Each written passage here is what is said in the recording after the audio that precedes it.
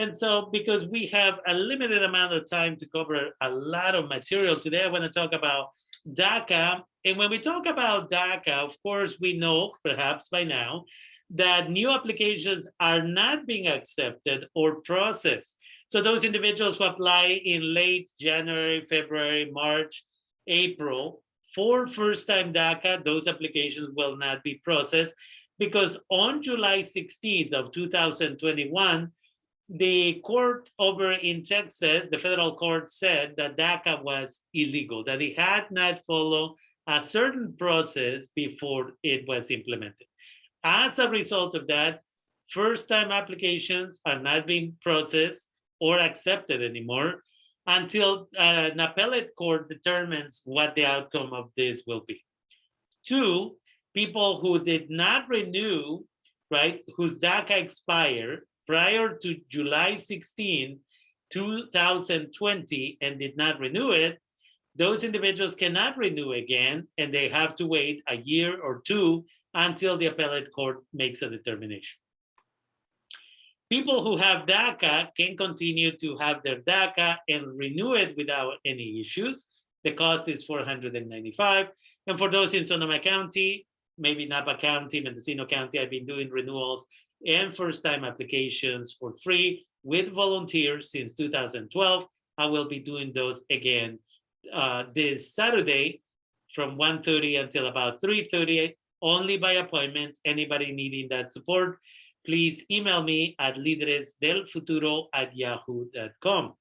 With that, we want to talk about what the Biden administration has been doing to prepare in case the lawsuit doesn't, or the appeal doesn't go their way. And so what it says is that they have put a proposal out there starting the 28th of September.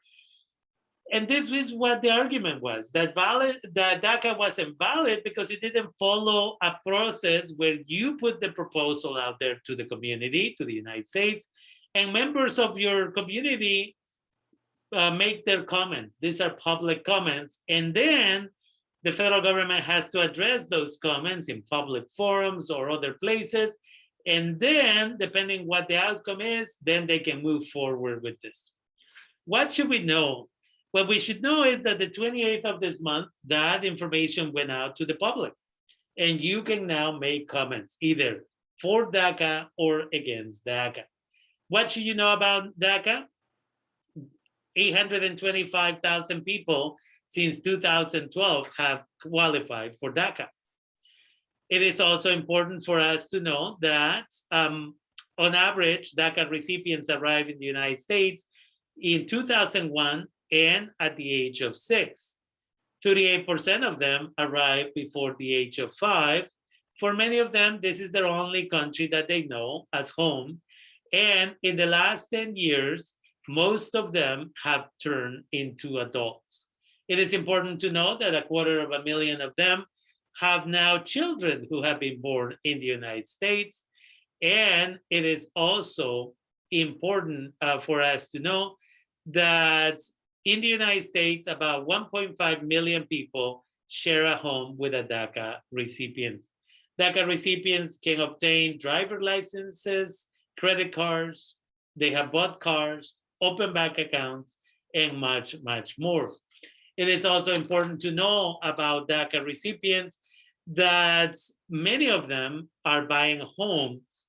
In fact, many of them are making payments in the amount of $566 million every year in mortgage, $2.3 billion in rental payments.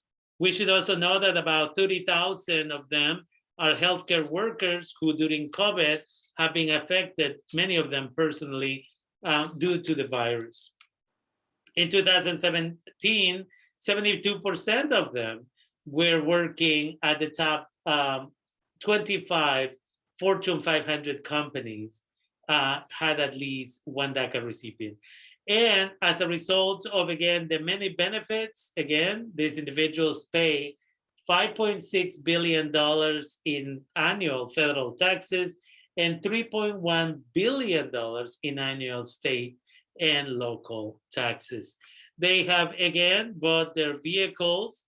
2/3 of them have purchased their first car after having received DACA. So the amount of money that they have contributed to the economy is it's just insane. They all live in all 50 states and the District of Columbia. And so it is important for us to understand.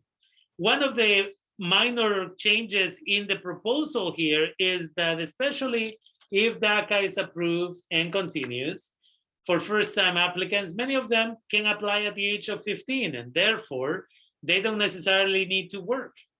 In order to make it easier on them, instead of paying $495 and awarding these individuals not just deferred action, DACA, but also a work permit, then if they don't need the work permit, then they should be able to pay $85 just for deferred action, and they don't have to pay the rest for a work permit they are not going to use. So that's one of the many changes being proposed at this time.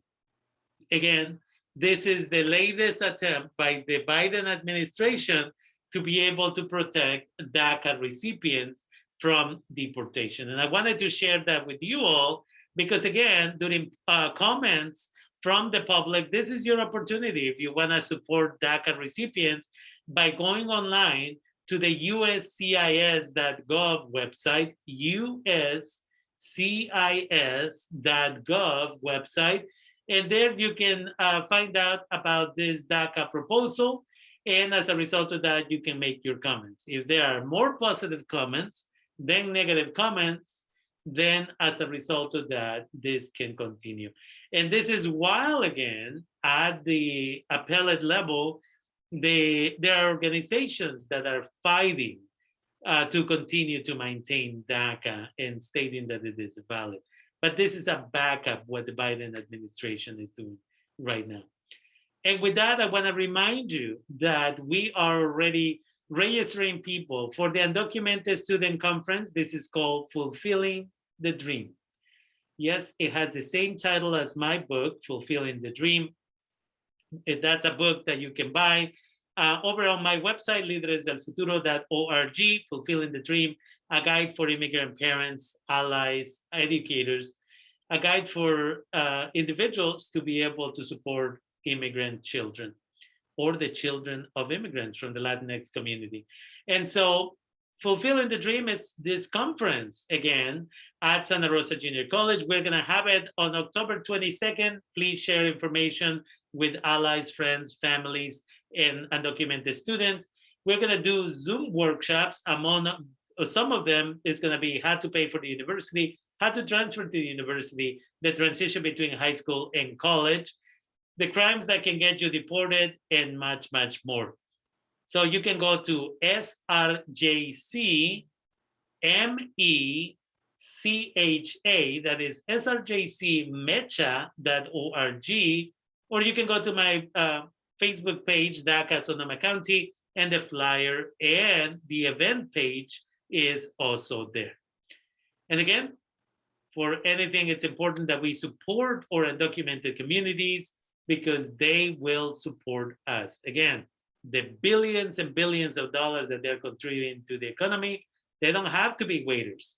In this country, especially in California, we need people in the high-tech companies. We need people who are chefs. We need people everywhere. We need professionals. We don't have enough. And as a result of that, they can contribute. Okay. And with that, I want to thank you for listening to that information.